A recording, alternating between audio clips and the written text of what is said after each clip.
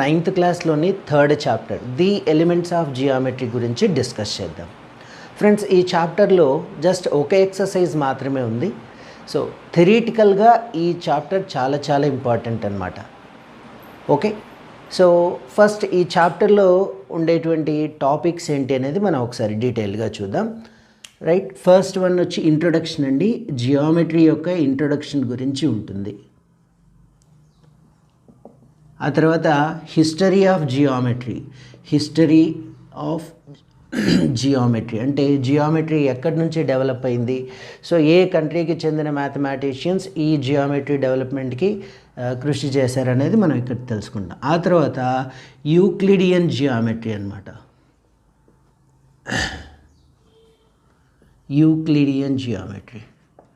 ఆ తర్వాత exercise 3.1. Just ఈ 4 టాపిక్స్ మాత్రమే ఉన్నాయండి. మొట్టమొదటి మనం ఇంట్రడక్షన్ గురించి, హిస్టరీ గురించి తెలుసుకుంటాం. ఆ తర్వాత యూక్లిడియన్ జియోమెట్రీలో మనకు ఆయన చెప్పినటువంటి డెఫినేషన్స్ ఉన్నాయండి. కొన్ని డెఫినేషన్స్ చెప్పాడు. అలాగే యాక్సియమ్స్ అంటే ఏంటి, పాస్టులేట్స్ అంటే ఏంటి, ఆ తర్వాత కంజెక్చర్స్ అంటే ఏంటి, ఇలాంటి డెఫినేషన్స్, ఇలాంటి పాయింట్స్ అన్నిటి గురించి మనం ఇక్కడ నేర్చుకోవడం జరుగుతుంది. అండ్ థర్డ్ ఎక్సర్సైజ్లో కొన్ని ప్రాబ్లమ్ సాల్వ్ చేయడం జరుగుతుంది. ఓకే, సో మీరు ఈ చాప్టర్ బాగా నేర్చుకోవాలి అంటే డెఫినెట్గా టెక్స్ట్ బుక్ చదవాలండి. ఈ చాప్టర్ అంతా కూడా థియరిటికల్గా ఉంటుంది. Okay, so there are no more number of problems అనమాట. ప్రాబ్లమ్స్ అంటూ ఎక్కువ లేవు. రైట్, సో మన ఇంట్రడక్షన్ గురించి మనం ఫస్ట్ డిస్కస్ చేద్దాం. సో మన డే టు డే లైఫ్లో డిఫరెంట్ స్ట్రక్చర్స్ చూస్తూ ఉంటామండి. డిఫరెంట్ షేప్స్లోను, సైజెస్లోను ఉండేటువంటి అనేక కన్స్ట్రక్షన్స్ మనం చూస్తూ ఉంటాం, అవునా? సో జియోమెట్రీలో మనం ఏం నేర్చుకుంటామంటే వీటి గురించే, shapes and sizes of structures. వీటి గురించి నేర్చుకునేటువంటి ఒక సపరేట్ బ్రాంచ్ ఆఫ్ మ్యాథమెటిక్సే జియోమెట్రీ అనమాట. ఓకే, మన డే టు డే లైఫ్లో చూస్తూ ఉంటాం బ్రిడ్జెస్ కానీ, లైక్ డ్యామ్స్ కానీ, అపార్ట్మెంట్స్ కానీ, రైట్, స్కూల్స్ కానీ, అనేక కన్స్ట్రక్షన్స్ చూస్తూ ఉంటాం. వీటన్నిటినీ బిల్డ్ చేయడానికి ఇంజనీర్స్ వర్క్ చేస్తూ ఉంటారు, అవునా? రైట్, సో ఈ ఇంజనీర్స్కి దాని గురించిన నాలెడ్జ్ అనేది తప్పకుండా ఉండాలి. ఈ కన్స్ట్రక్షన్ చేయడానికి, ఈ బిల్డింగ్ నిర్మించడానికి ఎంత మెటీరియల్ కావాలి, బిల్డింగ్ యొక్క సైజెస్ ఎలా ఉండాలి, ఏ షేప్లో కన్స్ట్రక్షన్ జరగాలి, అండ్ మెటీరియల్ ఎంత సరిపోతుంది, లేబర్ ఎంత అవసరం అవుతారు, రైట్, ఇంకా దీన్ని ఎన్ని డేస్లో కన్స్ట్రక్ట్ చేయగలం, అంటే కంప్లీట్ చేయడానికి ఎన్ని డేస్ పడుతుంది, వీటికి సంబంధించినటువంటి కంప్లీట్ ఇన్ఫర్మేషను వాళ్ళ దగ్గర ఉన్నప్పుడు మాత్రమే ఆ వర్క్ని ప్లాన్గా విత్ ఇన్ టైం కంప్లీట్ చేయడం జరుగుతుంది.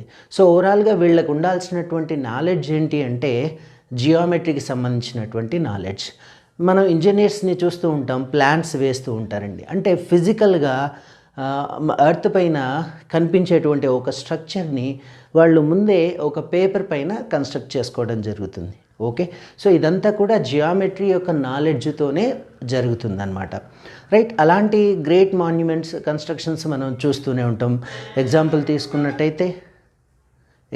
తీసుకున్నట్టయితే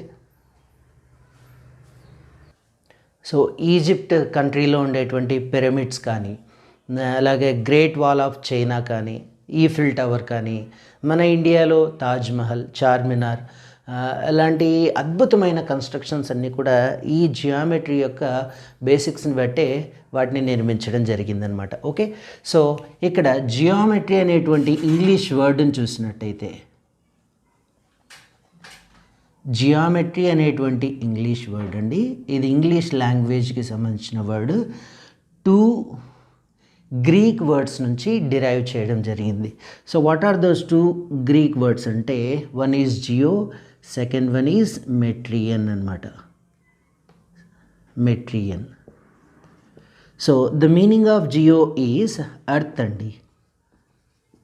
మెట్రియన్ మీనింగ్ ఏంటంటే మెజర్ అండి. జియోమెట్రీ అనేటువంటి ఇంగ్లీష్ లాంగ్వేజ్లోని వర్డ్ 2 గ్రీక్ వర్డ్స్ నుంచి డిరైవ్ చేయడం జరిగింది. One is geo, another one is metrion. So geo meaning of geo is earth అనమాట. మెట్రియన్ మీనింగ్ ఏంటి అంటే మెజర్. ఓకే, సో దీని యొక్క ఓవరాల్ మీనింగ్ మనం అర్థం చేసుకున్నట్టయితే ఎర్త్ పైన కన్స్ట్రక్ట్ చేయగలిగినటువంటి షేప్స్, వాటి యొక్క సైజెస్ గురించి డిస్కస్ చేసేటువంటి చాప్టరే జియోమెట్రీ అని మనకు ఇక్కడ అర్థమవుతుంది. Okay, right. సో దీని యొక్క హిస్టరీ గురించి చూసినట్టయితే, జియోమెట్రీ యొక్క హిస్టరీ గురించి చూసినట్టయితే ఇండస్ వ్యాలీ సివిలైజేషన్లోనే, వాళ్ళకంటే ముందు బాబిలోనియన్సే ఈ జియోమెట్రీని యూజ్ చేసినట్టు మనకు కొన్ని ప్రూఫ్స్ అనేవి ఉన్నాయన్నమాట. ఎగ్జాంపుల్ తీసుకుంటే ఈ మొహంజదారో, హరప్పా, మొహంజదారో ఈ ప్లేసెస్లో జరిగినటువంటి ఎక్స్కవేషన్స్ అంటే త్రవ్వకాలు అంటుంటాం కదండి. సో వాటిలోనే జియోమెట్రీ యొక్క కన్స్ట్రక్షన్స్, వీటిని జియోమెట్రీని యూజ్ చేసి డిఫరెంట్ స్ట్రక్చర్స్ కన్స్ట్రక్ట్ చేసినట్టు మనకు ఆధారాలు అనేటివి ఉన్నాయి. ఆ తర్వాత వేద సంస్కృతిలోనే కొన్ని సూత్రాలు చెప్పడం జరిగింది. సులభ సూత్రాస్ అంటాం వాటిని. సూత్రాలు చెప్పడం జరిగింది జియోమెట్రీకి సంబంధించినటువంటిది. అలాగే మనం చూసినట్టయితే బక్షాలి అనేటువంటి ఈ మాన్యుస్క్రిప్ట్లో సో ఇర్రెగ్యులర్గా ఉండేటువంటి సాలిడ్స్ యొక్క వాల్యూమ్ ఫైండ్ అవుట్ చేసినట్టు మనకు బక్షాలి అనేటువంటి మాన్యుస్క్రిప్ట్లో తెలుస్తోందనమాట. రైట్. అలాగే 2500 BC ఈ టైంలోనే, ఈ పీరియడ్లోనే ఈ హరప్పా, మొహంజదారోలో జరిగినటువంటి త్రవ్వకాల్లో సర్కిల్ కన్స్ట్రక్ట్ చేసేటువంటి ఇన్స్ట్రుమెంట్స్ ఉన్నాయి అనేది మనకు తెలుస్తుంది. అలాగే బౌద్ధాయన, సో 8th century BCలోనే బౌద్ధాయన చెప్పినటువంటి బౌద్ధాయన సులభ సూత్రాలు అనేటివి మనకు తెలుస్తున్నాయి. సో బౌద్ధాయన సులభ సూత్రాస్లో పర్టికులర్గా వీటి గురించి చెప్పడం జరిగింది. ఒక రెక్టాంగిల్ యొక్క సైడ్స్ని బేస్ చేసుకొని దాని డయాగ్నల్ యొక్క మెజర్ ఎలా ఉంటుంది అనేది బౌద్ధాయనుడు కొన్ని సూత్రాలు చెప్పడం జరిగింది.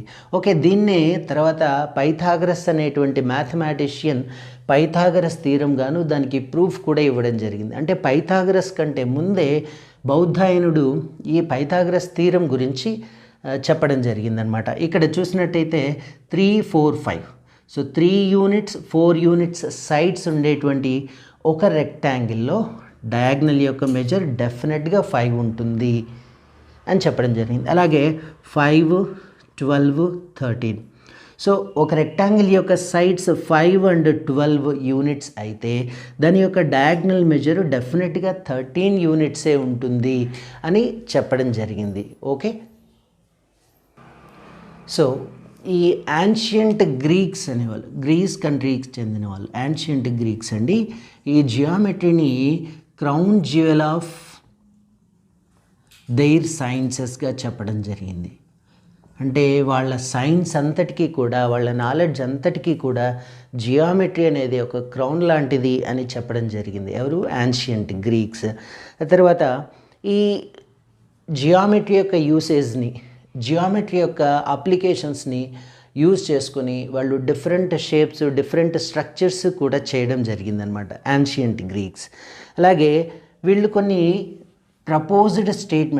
స్టేట్మెంట్స్ని ప్రపోజ్ చేశారు. ఆ తర్వాత కాలంలో వాటిని యూనివర్సల్ ట్రూత్స్గా తీసుకోవాలని యూక్లిడ్ కూడా చెప్పడం జరిగింది. సో అవేంటి అనేది మనం ఒకసారి చూసినట్టయితే, ఈ ప్రపోజ్డ్ స్టేట్మెంట్స్ని ప్రూవ్ చేయడానికి యూక్లిడ్ డిడక్టివ్ ప్రూఫ్ని కూడా మనకు చెప్పడం జరిగింది. సో మ్యాథమెటిక్స్లో కొన్ని మెథడ్స్ ఉన్నాయండి, మెథడ్స్ ఆఫ్ ప్రూఫ్స్ ఉన్నాయి. వాటిని మనం లాస్ట్ చాప్టర్లో నేర్చుకుంటాం. Okay, so deductive proof, deductive reasoning, logical రీజనింగ్ని యూక్లిడ్ అనేది చెప్పడం జరిగింది మనకు. ఓకే, అలాగే ఇక్కడ మనం కొద్దిమంది సైంటిస్ట్ గురించి, మ్యాథమెటిషియన్స్ గురించి చూసినట్టయితే పైథాగరస్ అనేటువంటి వ్యక్తి అయోనియా అనేటువంటి ప్లేస్కి చెందినటువంటి వ్యక్తి అనమాట. సో గ్రీస్ కంట్రీ, ఇతను కూడా గ్రీక్ మ్యాథమెటిషియన్. సో పైథాగరస్ గురించి తెలుసు మనకు. ఈయన స్టూడెంట్ ఆఫ్ థేల్స్ యొక్క స్టూడెంట్ అనమాట. సో థేల్స్ ఎవరంటే he is also one of the mathematician. Okay, మనకు 10th క్లాస్లో థేల్స్ థీరం లేదా బేసిక్ ప్రపోర్షనాలిటీ థీరం అని వస్తుంది సిమిలర్ ట్రయాంగిల్స్ చాప్టర్లో. సో ఆ థీరంని ప్రపోజ్ చేసినటువంటి మ్యాథమెటిషియన్ థేల్స్. ఈయన యొక్క శిష్యుడే ఎవరు? పైథాగరస్. సో పైథాగరస్ గురించి మనకు తెలుసు. ఈయన right angled triangle, okay, the square of hypotenuse equals to some of squares of other 2 sides, remaining 2 sides అని చెప్పడం జరిగింది. ఇదే పైథాగరస్ థీరంగా మనకి తెలుసు అనమాట. బట్ దీని యొక్క యూసేజ్ని బౌద్ధాయనుడు 8th century BCలోనే చెప్పడం జరిగింది. ఓకే, అలాగే ఇంకొక మ్యాథమెటిషియన్ గురించి తీసుకున్నట్టయితే యూక్లిడ్ ఈజిప్ట్ కంట్రీకి చెందిన అలెగ్జాండ్రియా అనేటువంటి ప్లేస్కి చెందినటువంటి వ్యక్తి యూక్లిడ్. సో యూక్లిడ్ని మనం ఫాదర్ ఆఫ్ జియామెట్రీగా తీసుకోవడం జరుగుతుంది. ఎందుకంటే ఈ యూక్లిడ్ సో జియామెట్రీలోని మోర్ దాన్ 6000 థీరమ్స్కి డిడక్టివ్ ప్రూఫ్స్ ఇవ్వడం జరిగింది. సో 6000 కంటే ఎక్కువ థీరమ్స్కి ప్రూఫ్స్ ఇవ్వడం జరిగింది యూక్లిడ్. అందుకే సో ఈ యూక్లిడ్ని మనం ఫాదర్ ఆఫ్ జియామెట్రీగా భావిస్తూ ఉంటాం. ఓకే, సో ఈ యూక్లిడ్ రాసినటువంటి బుక్ ఏంటి అంటే ది ఎలిమెంట్స్ అనమాట. ది ఎలిమెంట్స్ అనేటువంటి ఒక బుక్ రాశాడండి. ఇందులో 13 parts ఉంటాయి, 13 parts. సో ఫస్ట్ బుక్లో ఆయన కొన్ని డెఫినేషన్స్ ఇవ్వడం జరిగింది. అవేంటి అనేది మనం యూక్లిడియన్ జియోమెట్రీలో మనం ఇప్పుడే డిస్కస్ చేస్తాం. Okay, so he created a first system of thought based on fundamental definitions, axioms and propositions. Euclid అనేటువంటి ఈ మ్యాథమెటిషియన్ అతను ఒక సిస్టమ్ని ఒక సిస్టమాటిక్ అప్రోచ్ని based on definitions, fundamentals, axioms, so వీటన్నిటిని జియోమెట్రీని ఎలా చదవాలనే ఒక సిస్టమ్ని క్రియేట్ చేసినటువంటి వ్యక్తి మనకు యూక్లిడ్. అందుకే యూక్లిడ్ని ఫాదర్ ఆఫ్ జియోమెట్రీగా మనం కన్సిడర్ చేయడం జరుగుతుంది. Okay students, 9th క్లాస్లోని 3rd chapter the elements of geometry. ఈ చాప్టర్ డెఫినెట్గా థియరిటికల్గా ఉంటుంది. అంటే మీరు సైన్స్, సోషల్ ఎలా చదువుతారో టెక్స్ట్ బుక్ రీడింగ్ అనేది చాలా చాలా ఇంపార్టెంట్ అనమాట. ఇందులో మనం కొన్ని ఇంపార్టెంట్ పాయింట్స్ డిస్కస్ చేసాం. జియోమెట్రీ అనే వర్డ్ ఎలా డిరైవ్ అయ్యింది, ఆ తర్వాత who is father of geometry అనేది, ఆ తర్వాత దీని యొక్క హిస్టరీ గురించి మనం చూసాము.